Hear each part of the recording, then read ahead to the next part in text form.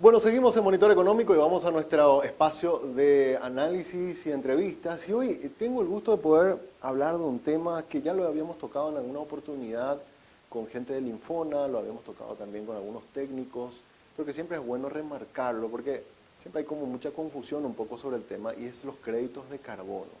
Se está hablando mucho en los últimos años de lo que son los bonos verdes y la posibilidad de invertir también en el sector forestal y cómo esa inversión en términos de preservación de espacios verdes puede generar también una rentabilidad y una línea de negocio muy interesante.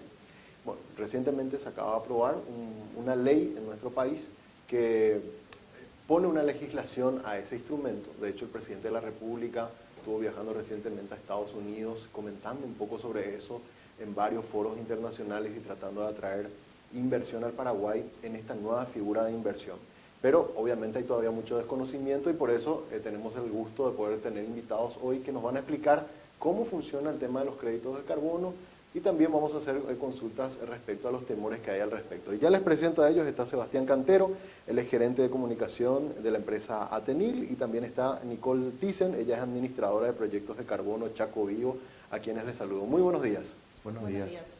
Bueno, es un gusto para mí poder hablar de este tema, porque sobre todo, yo les decía antes de comenzar el programa, me gustaría que esto sea lo más didáctico y más sencillo posible, ¿verdad? Para entenderlo, ¿verdad? Y lo primero que quisiera consultarles es, en términos prácticos y simples, Sebastián, ¿qué es un crédito de carbono? ¿Verdad? O sea, ¿cómo la cuestión ambiental se puede convertir en un negocio financiero, ¿verdad? Para poder explicarlo. Bueno, simplificando un poco la terminología, un crédito de carbono es una tonelada de CO2, de carbono, que se extrae del ambiente o que no se libera. Ah. Entonces eso toma la forma de un crédito y eso puede ser comercializado, ¿verdad? Para empresas que, por ejemplo, están bajando sus emisiones, están tratando de llegar a la carbono neutralidad, que le llaman, Sí. pero toda empresa puede hasta cierto punto nomás bajar sus emisiones, ¿verdad? Claro. Y entonces para compensar esos restos, ellos pagan comprando los créditos de carbono, ¿verdad? O sea, a ver, para poner nomás un ejemplo, yo soy una empresa de fabricación de plásticos. Sí. Voy a tirar nomás un dato, ¿verdad? Y yo estoy emitiendo, obviamente, en mi producción estoy emitiendo estos gases contaminantes, ¿verdad? Sí, gases de efecto Entonces lo que invernadero. yo tengo que hacer para llegar a la neutralidad, como vos decís, es también por otro lado invertir, ¿verdad? En áreas boscosas que generen oxígeno y compensen esa contaminación que yo hago. ¿A eso es lo que se refiere? Correcto. Ah, Correcto. perfecto, Tu perfecto. empresa de plásticos genera 100 toneladas de gases al año, ¿verdad? Exacto. Y entonces vos decís, bueno, tenemos que llegar a cero o a lo mínimo posible, ¿verdad? O sea, yo tengo que generar 100 toneladas de oxígeno, ¿sería? ¿O cómo sería? No, o sea, lo primero que haces es realizar algunas mejoras dentro de tu sistema Claro, productivo. para que contamine menos. Claro, pasas a tu flota de autos, pasa a ser eléctrica, Sí. Cosas así, ¿verdad? Y digamos que lográs disminuir de 100, disminuís a 40, 60 luego disminuiste muchísimo, ¿verdad? Claro, claro. Pero ese 40 ya te queda ahí y ya te es muy difícil seguir produciendo y eliminar ese 40, ¿verdad? Exacto. Entonces lo que haces es compensar Ajá. ese 40 que estás generando a través de la inversión en este tipo de proyectos, ¿verdad? Ah, perfecto. Eso, entonces, la compra, ¿cómo sería? Comprar, el crédito sería comprar o pagar a otros empresarios o otros productores que reservan esos espacios verdes.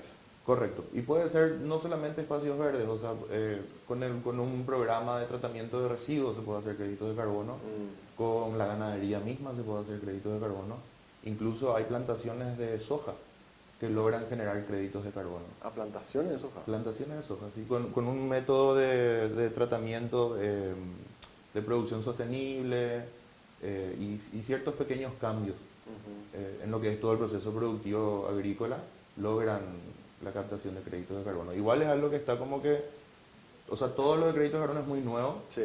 Y esto que te estoy diciendo es más nuevo otra vez, entonces estamos en ese proceso de aprendizaje, ¿verdad? Claro. Pero falta poquísimo ya para que incluso la soja pueda generar créditos de Qué carbono. bueno. Y ahí, Nicole, quiero preguntarte también, tenemos una legislación nueva. Tengo dos preguntas. Uno, si esa legislación está acorde un poco a los estándares internacionales y lo que nosotros acabamos de aprobar realmente es algo que ustedes desde el sector privado lo valoran. ¿Y qué puntualmente es lo que plantea esta ley que se debatió a nivel nacional y que tuvo también mucha repercusión, sobre todo en el sector agrícola y ganadero? Sí, claro que sí. Es algo que creo que beneficiará bastante este sector, primeramente porque pone en un marco legal algo que ya se está haciendo, ¿verdad? Y esto para inversores internacionales genera mucha confianza, mucha estabilidad de inversión en este país.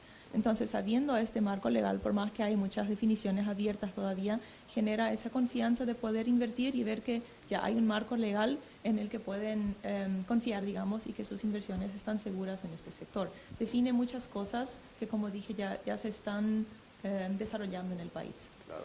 Y ahí yo quiero entender, porque todavía a mí no me cierra cómo funciona el negocio, ¿verdad? O sea, supongamos que yo sigo con el ejemplo de la empresa de plástico, ¿verdad? Y quiero comprar el crédito de carbono. ¿A dónde voy? ¿Voy a un banco? ¿Voy a una financiera? ¿Quién es como el intermediador para hacer esa transacción de compra de ese crédito?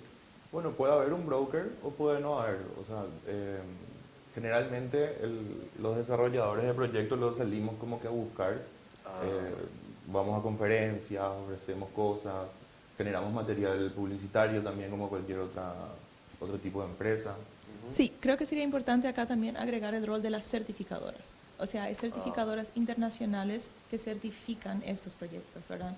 Uno de los más grandes en el sector forestal, por lo menos, es Verra, que es una certificadora que que certifica, digamos, estos proyectos y a través de la cual se generan esos créditos de carbono que son después depositados en la cuenta de cada proyecto, digamos, dentro de esa plataforma. ¿Qué hace esa plataforma y por qué son tan importantes las certificadoras internacionales en el mercado voluntario? Porque le agregan transparencia e integridad a los proyectos. Entonces, no es algo que nosotros, como por ejemplo Atenil, estamos desarrollando y nosotros decimos que está bien y ya está bien. No, hay toda una plataforma, todo un organismo internacional que viene a verificar, a controlar y asegurarse de que realmente es un proyecto íntegro y de que los créditos de carbono son reales. Claro, claro. No, ahí me parece importantísimo eso, ¿verdad?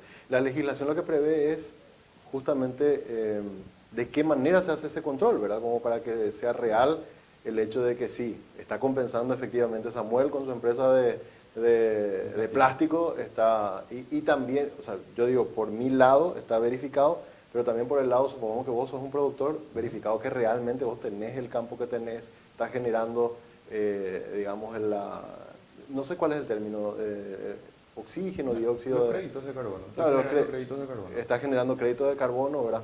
O sea, ahí son estas empresas internacionales certificadoras las que validan, digamos, de ambos lados. Así funciona. Así mismo, o sea, estamos hablando ahora, es importante también diferenciar entre el mercado regulado y el mercado voluntario, ¿verdad? Esta ley que se pasó, creo que en Paraguay se consideraría el primer paso a llegar a un mercado regulado. Corregime, Sebastián, si me equivoco. Sería un primer paso, sí. Pero muchos proyectos acá se hacen en el mercado voluntario y el mercado voluntario es certificado por organismos internacionales, porque justamente, siguiendo con este ejemplo que ya estamos utilizando de la empresa de plásticos, ¿verdad? Sí. Quiere invertir en un proyecto, digamos que estás ubicado en Europa, quieres invertir en un proyecto de Paraguay, ¿quién te asegura de que este proyecto realmente está haciendo los cambios que está haciendo, que está realmente reteniendo las emisiones y no está haciendo cosas de la forma equivocada? Para eso entran los organismos internacionales que ya tienen una trayectoria, que se van siempre actualizando y que aseguran la integridad de esto. No significa que no hay errores, ¿verdad? Como vimos, hay muchos artículos que salen de muchos errores que ocurren como en cualquier mercado nuevo que se está estableciendo, ¿verdad? Claro. Pero estas certificadoras implementan también actualizaciones, controles más rígidos que después pueden asegurar la transparencia de estos proyectos. No sé si me explico bien. Sí, perfecto. Y ahí, Sebastián, te consulto, en el caso de la legislación que salió de crédito de carbono en Paraguay, ¿existe una figura de un regulador, de alguien que verifica un poco todas estas operaciones? ¿O según la ley, en Paraguay sería el MADES, para trabajos de créditos de carbono. Sí. Ya. La ley lo que hace realmente es formalizar algo que ya estaba nomás luego sucediendo. Es súper positivo porque cuando vos formalizás le das como ese escudo judicial, o sea, ¿sabes? Los inversores se sienten más confiados, claro. Hay un sustento detrás de este negocio, ¿verdad? Pero eso suma, por ejemplo, a eso, ¿verdad? A traer más inversión. También va a potenciar más el trabajo del Estado. Como te digo, el MAES va a ser el encargado. El Estado va a cobrar pequeños impuestos sobre esos valores. Y bueno, algo que sí o sí siempre tenemos que mencionar, siempre decimos nosotros, es que, ok, un proyecto de carbono que cuida un bosque, ¿verdad? Realmente, generalmente, hace mucho más que cuidar un bosque. ¿Por qué? Porque tiene que destinar porcentajes de las inversiones que recibe a la gente que vive cerca, en el área de influencia. Entonces, gracias a un proyecto de crédito de carbono, vos podrías construir una escuela nueva, podrías arreglar un hospital. O sea, es innumerable la cantidad de cosas No es solamente sociales. la cuestión ambiental, Correcto. sí tiene un impacto social también. Muy grande, muy grande. Y cuanto más grande sea el impacto social de tu proyecto de carbono, por más valor vos podés vender tus créditos de carbono. Y ahí te hago una consulta, porque hubo temor también, y esto, un temor genuino, digamos, por parte también de productores, tanto agrícolas como ganaderos, de que supuestamente esta ley de crédito de carbono eventualmente lo que haría es desalentar la siembra, digamos, de productos agrícolas, o, por ejemplo, en el caso de ganadero, de pasturas, ¿y es tan así o es un complemento a eso que se está haciendo a nivel de producción agropecuaria? Es un complemento, totalmente es un complemento, sí, sí. O sea, nosotros animamos a los productores a que consulten, a que vean la posibilidad de hacer un proyecto de créditos de carbono dentro de su campo, ¿verdad? Para acompañar la producción que ya están haciendo, ¿verdad? Para acompañar la ganadería, para acompañar la agricultura. Nosotros siempre bromeamos y decimos que estamos trabajando en esto, pero yo quiero seguir comiendo asado. O sea, bajo ningún concepto vamos a ir contra la producción, ¿verdad? Claro. Sí, totalmente. Y hay también la conservación de bosques es una parte, ¿verdad? Como dijo Sebastián antes, hay muchas otras formas también de contribuir a este desarrollo sostenible, incluyendo los sistemas silvopastoriles, las mejoras en los sistemas de producciones. O sea, hay varias diferentes metodologías que se pueden aplicar para generar la reducción de emisiones que estamos buscando, ¿verdad? Y un tema que ustedes me aclararon antes de comenzar, porque yo les había preguntado, la legislación hoy me dice que yo tengo mi campo, ¿verdad? Donde me dedico a la ganadería, eventualmente, ¿verdad? Y yo tengo que reservar un espacio de área boscosa. Los créditos de carbono no vienen a reemplazar eso, sino a complementarse con eso. Algo así me había explicado Nicole. Sí, es una excelente pregunta, porque todo el mercado de carbono se basa en la adicionalidad. ¿Qué significa eso? Que solamente puedo generar créditos de carbono por algo, déjame aclarar, hablando específicamente ahora de la conservación de bosques, solamente puedo generar créditos de carbono por un bosque que realmente está en peligro de deforestación, por así decir.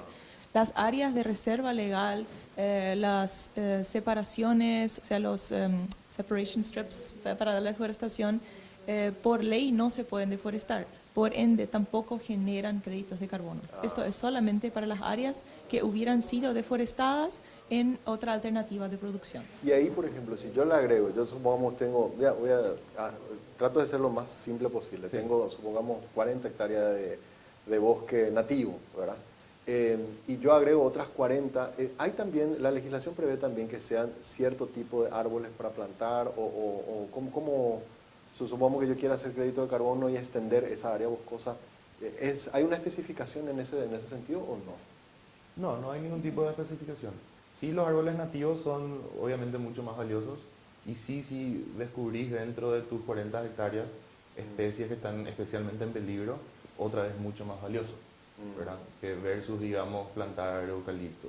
Claro, pues lo de eucalipto es lo tipo tradicional a la hora de hacer reforestación. Claro, sí. que tiene muchos beneficios también. Total. La ley específicamente entiendo que no habla de las especies que se podrían reforestar o no. Y aclaro lo del eucalipto porque es un árbol que crece eventualmente rápido. Creo que en 5 o 10 años más o menos ya uno tiene un área verde, digamos. Sí. Por eso creo que es más o menos que se habla siempre del eucalipto. Ahora, potencial de negocios, ¿verdad? Le dimos al presidente de la República, fue a un foro de economía sustentable en Estados Unidos, ¿verdad? ¿Por qué se habla de que esto puede ser un potencial de negocio, incluso de atracción de capital extranjero al país? La verdad que está de moda y está creciendo muchísimo. O sea, nosotros, yo creo que no dimensionamos la cantidad de inversión que puede traer esto al país. Porque, y ya que mencionabas también algunas informaciones erróneas, Sí. una de ellas, por ejemplo, es que esto solo va a ser útil para los grandes terratenientes, siempre los grandes y los chicos nada. Y no es necesariamente así, porque hay proyectos de carbono que son proyectos agrupados, donde pequeños productores nos juntamos y hacemos un proyecto. Hay proyectos de carbono que son para las comunidades indígenas. Ellos mismos hacen su proyecto de carbono.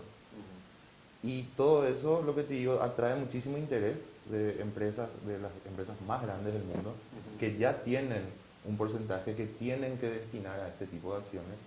Y entonces la presencia del presidente en ese viaje fue muy importante porque tenemos que pisar fuerte, Claro. tenemos que decirles, hey, acá estamos, e incluso tenemos que aprovechar los artículos que Nicole mencionó que de repente son medio negativos sobre otros proyectos en otros lugares del mundo. Nosotros tenemos que aprovechar eso y decir, los proyectos de acá no tienen nada de eso. Estos son los proyectos más fuertes, más confiables y que más van a servir del mundo.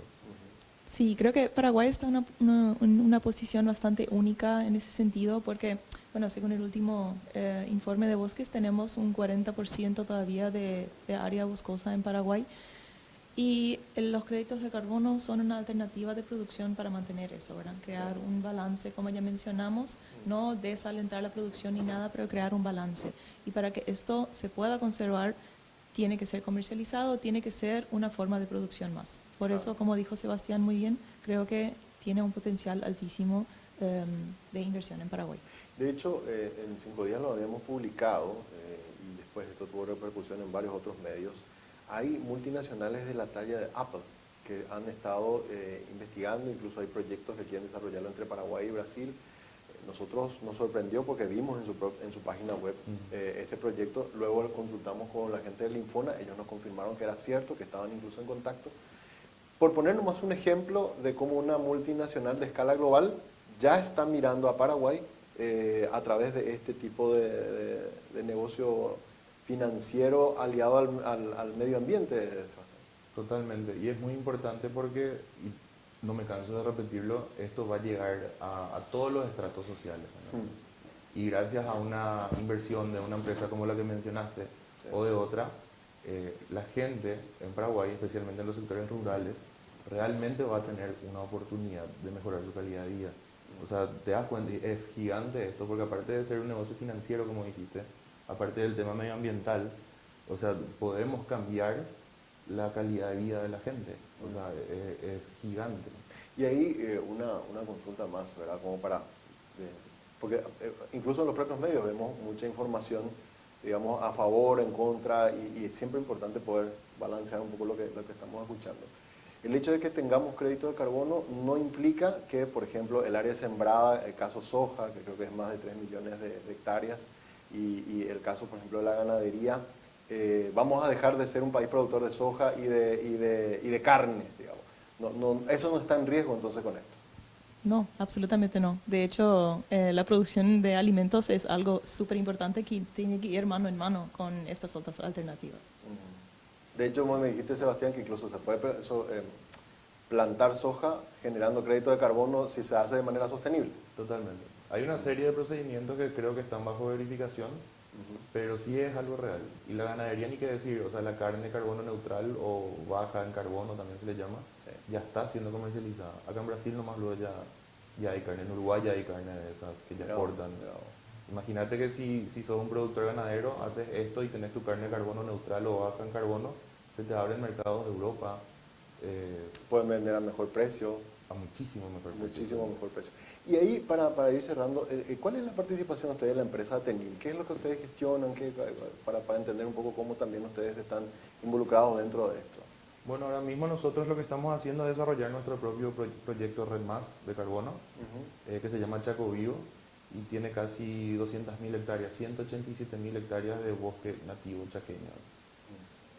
Y bueno, a través de este proceso de desarrollar nuestro proyecto es que también uno gana experiencia y entonces estamos siempre abiertos a hablar con gente que necesita, que busca desarrollar otras cosas, o incluso con otros desarrolladores para comparar nomás experiencias. Pero básicamente ese es ahora nuestro enfoque. Claro. ¿Y el Chaco cómo está? Le pregunto también a Nicole, porque, a ver, lo que llegó a publicarse en medios de comunicación, ¿verdad?, fueron imágenes así aéreas de grandes extensiones deforestadas, decían, ¿verdad? Y hablaban de desastres ecológicos. ¿Eso es tan así? ¿No es así? ¿Qué se puede decir respecto a esas cosas que muchas veces también generan que cuando aparecen figuras como estas haya toda una confusión, Nicole? Bueno, el Chaco, de hecho, es una de las áreas que fue más afectada por deforestación en los últimos años, ¿verdad? Eso es cierto. Sin embargo, como mencioné ya, el Paraguay todavía tiene una área boscosa de un 40% más o menos, eso es bastante. Y creo que es importante, como estamos tratando de hacer aquí, mencionar esto o mostrar esto como una alternativa más de producción, ¿verdad? Si bien los métodos tradicionales de producción son muy útiles y tienen su mercado, ¿verdad? No queremos desacreditar ni desalentar eso, creo que es importante introducir nuevas alternativas que puedan generar un balance ecológico y promover el desarrollo sostenible, ¿verdad? No solo para la conservación, sino que también para estos desarrollos tradicionales que creo que muchas veces sí hay lugares para mejoras sin afectar la efectividad de la producción. Claro. Al contrario, puede ser una producción más efectiva con métodos más sostenibles, ¿verdad? Claro. Y por último, el tema del sector financiero. Yo incluso estuve finales del año pasado y este año me imagino que lo van a volver a hacer con el Banco Mundial trabajando en lo que fue el foro de los bonos verdes, ¿verdad? Y se habla mucho del tema de los bonos verdes, incluso hay grandes bancos a nivel nacional que ya hicieron emisiones en el mercado de valores de bonos verdes, ¿verdad? O sea, esta legislación permite de que todas esas figuras financieras que están, o sea, los bancos y financieras están comenzando a explorar, se pueda potenciar también y haya una línea de negocios también en ese sentido. Totalmente, le das la seguridad que necesitan. Una ley te da la seguridad que necesitas. Es un primer paso, pero es un primer paso muy importante. Claro. Porque lo que vi hasta ahora es las emisiones que se hicieron fueron en el exterior. Todavía no he visto acá a nivel local, me imagino por la falta de legislación. O sea, ahora con esta ley lo que se puede abrir es que se haga una emisión de bono, pero a nivel local. Totalmente. Esa es la puerta que se abre. Sí, entre muchas otras, pero sí. Claro, claro. Yo digo nomás desde el punto de vista financiero, digamos, ¿verdad? Porque, como les decía, lo que he visto fueron algunas entidades financieras que ya comenzaron a hacer emisiones, pero lo hicieron afuera, ¿verdad? De los bonos verdes. Sí, exactamente. Como dijo Sebastián, creo que este es el primer paso a llegar a eso, ¿verdad? Implica una inversión muy grande que necesita de mucho respaldo institucional, ¿verdad? Para que las empresas internacionales quieran hacer este tipo de inversión a través de un bono verde en Paraguay. Pero yo creo que este es el primer paso que abre esa puerta definitivamente. Excelente. Bueno, Sebastián y Nicole, yo les agradezco su tiempo. Gracias por comentarnos un poco en detalles qué es lo que significa esta cuestión de los créditos de carbono. Seguramente vamos a seguir conversando con ustedes y llamándoles en otras ocasiones para seguir hablando del tema, ¿verdad? Pero me parece que es importante estas aclaraciones porque hay mucha información que circula en redes sociales o incluso hay veces en medios que tienden a generar confusión y la idea es traer un poco más de claridad sobre este tema. Y desde Atenil estamos siempre a disposición para aclarar cualquier cosa necesaria, para contar más sobre Chaco Vivo, que es el proyecto más grande del Paraguay hasta ahora. Así que totalmente disponibles para lo que haga falta. Muchas gracias. Totalmente. Muchísimas gracias por el espacio y el tiempo aquí. Muchas gracias. Bueno, Sebastián Cantero, gerente de comunicación de Atenil, y Nicole Thyssen, administradora de proyectos de carbono Chaco Vivo. Ellas nos estuvieron visitando hoy para hablar sobre el tema créditos de carbono. Y con esta nota ponemos punto final a nuestro monitor económico del día de hoy, agradeciendo su sintonía. Mañana puntualmente a las 10 nos volvemos a reencontrar.